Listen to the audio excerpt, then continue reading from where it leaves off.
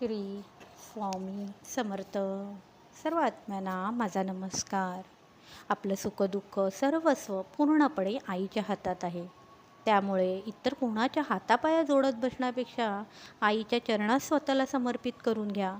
माघार घेण्यापेक्षा सगळ्या संकटांना सामोरे जावा. कोणाच्या मदतीशिवाय काही गोष्टी स्वतः करण्याचा प्रयत्न करा. म्हणजे आई आपल्याला मदतीसाठी कोणाला तरी नक्कीच पाठवेल. पण प्रयत्न आपण स्वतःच करणं गरजेचं आहे. किती, कधी, कसं, काय द्यायचं हे फक्त आणि फक्त आपल्या आईलाच माहीत असतं. म्हणूनच कोणत्या बाबाबुवांकडे हात दाखवून, ज्योतिषकडे पत्रिका दाखवून काहीही एक उपयोग होत नाही.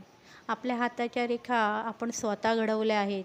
त्यामुळे त्या रेखा चांगल्या आहेत की वाईट आहेत हे फक्त आपल्या आईला माहीत आहे. म्हणूनच आईला मनोभावे स्मरण जाणंच हिताचं ठरेल.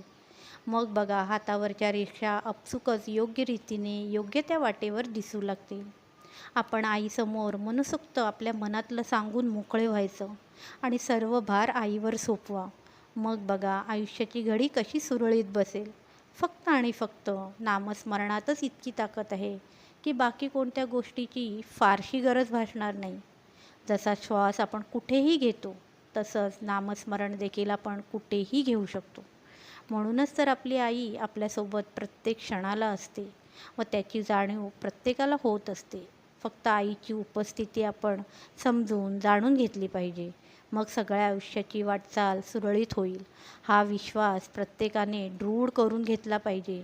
आपल्या आईला कोणतीच गोष्ट अशक्य नाही. म्हणूनच जे आपल्याला अशक्य असं वाटत असतं ते आपल्याला आई शक्य करून दाखवते.